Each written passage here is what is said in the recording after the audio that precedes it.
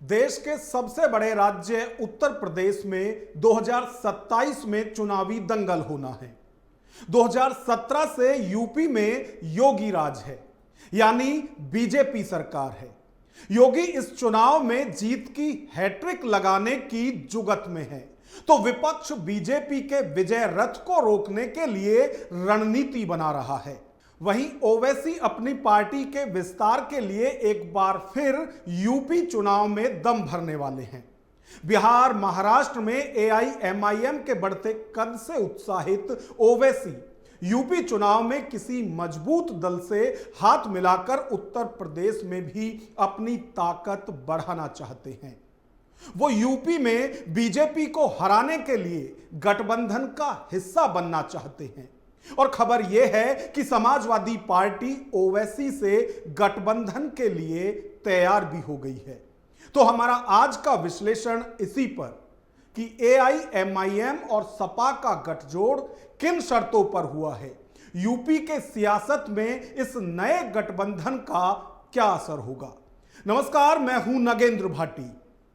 बिहार चुनाव में AIMIM chief के बार बार आग्रह के बाद भी इंडिया अलायंस में एआईएमआईएम की एंट्री नहीं हो पाई थी। महागठबंधन के दलों ने, खासतौर पर कांग्रेस और आरजेडी ने ओवैसी को सांप्रदायिक नेता बताकर नो एंट्री का बोर्ड दिखा दिया था, जिसका नतीजा यह रहा कि बिहार में बड़े पैमाने पर मुस्लिम वोटों का ध्रुवीकरण हुआ और इंडिया अलायंस को करारी हार का सामना करना पड़ा।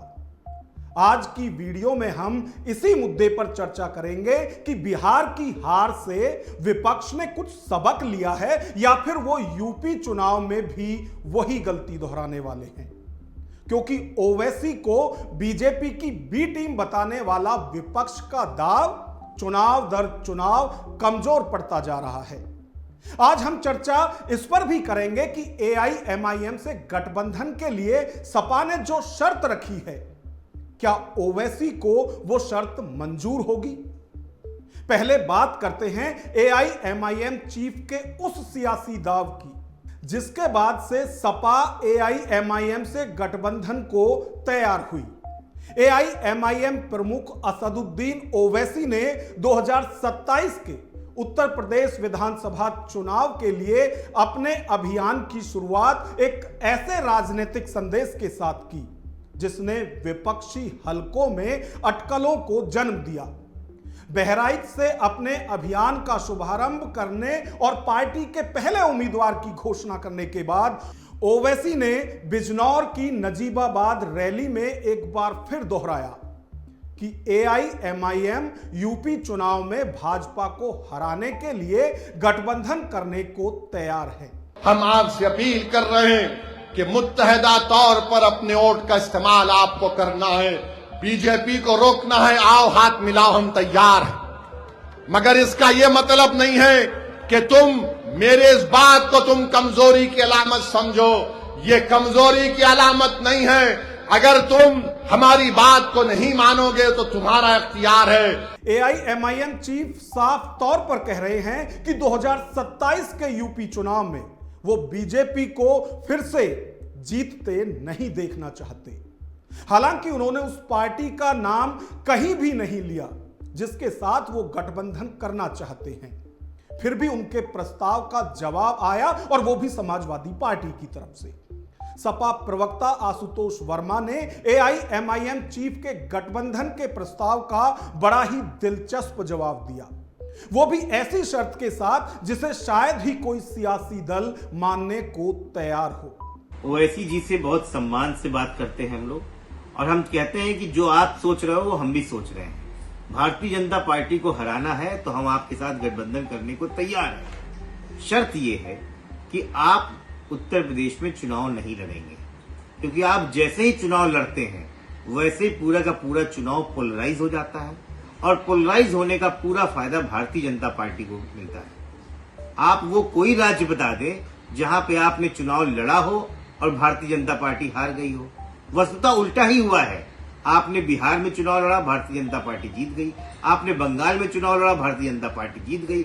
आपने पिछली बार उत्तर प्रदेश में भी चुनाव लड़ा, और भारतीय जनता पार्टी जीत गई। तो आप अगर चाहते हैं कि उत्तर प्रदेश में भारतीय जनता पार्टी जाए तो इंडिया से गठबंधन कीजिए, इंडिया अलायंस से, और अलायंस की ये शर्तें हैं कि आप उत्तर प्रदेश में चुनाव ना लड़ें। समाजवादी पार्टी के वरिष्ठ नेता और सांसद रामगोपाल यादव ने हाल ही में कहा था कि सपा भाजपा को हराने में मदद करने वाले किसी भी राजनीतिक दल के साथ हाथ मिलाने को तैयार है। हालांकि सपा नेता ने भी सीधे तौर पर किसी सियासी दल का नाम नहीं लिया था कि वो किस पार्टी से गठबंधन चाहते हैं। AIMIM को बीजेपी के अलावा किसी भी पार्टी से हाथ मिलाने में ऐतराज नहीं है, लेकिन ओवैसी की कट्टर छवि के कारण खुद को सेक्युलर कहने वाली पार्टियों को ओवैसी से ऐतराज है।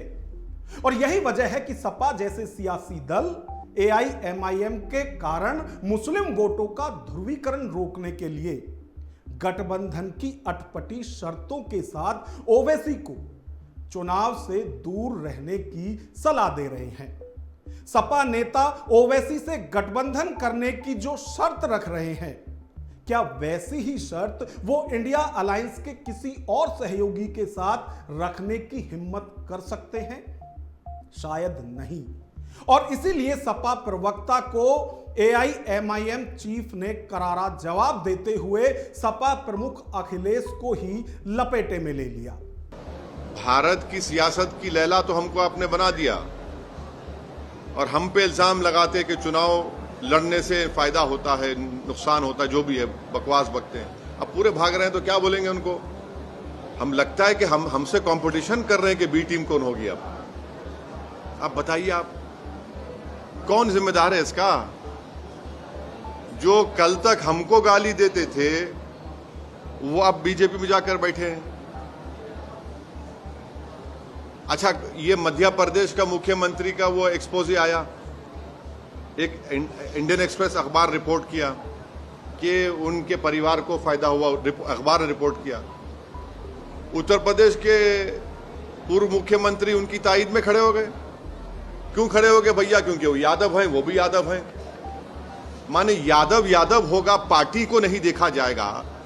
और जब ओवैसी संविधान की डायरेक्टिव हमारे आर्टिकल 37 का हवाला देकर पॉलिटिकल जस्टिस की बात करता है अल्पसंख्यक समाज के लिए, तो पूरा आसमान सर पे उठा लिया जाता है।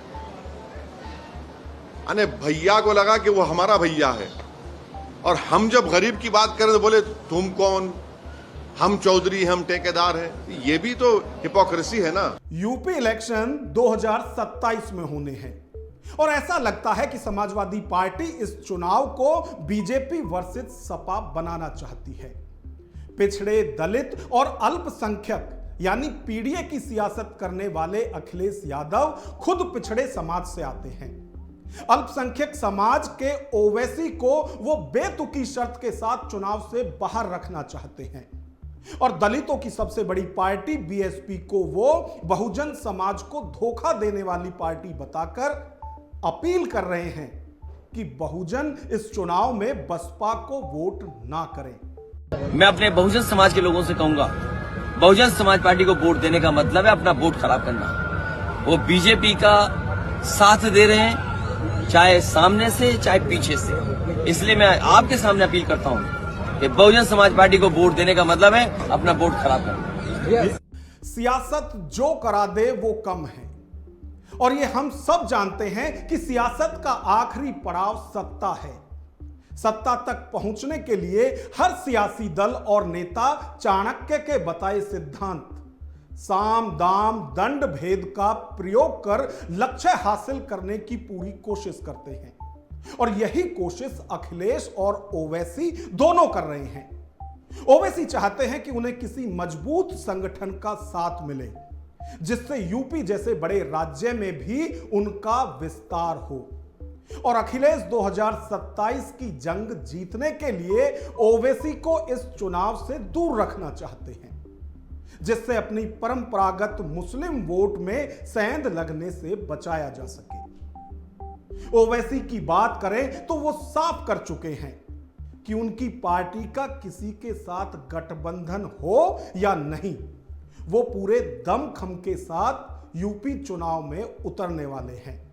अब भले ही परिणाम चाहे जो हो। तो इस पूरी खबर पर आपकी क्या राय है, कमेंट बॉक्स में हमें जरूर बताएं। यदि वीडियो पसंद आए तो लाइक करें और इसी तरह की वीडियो देखने के लिए हमारे चैनल को सब्सक्राइब करें। नमस्कार।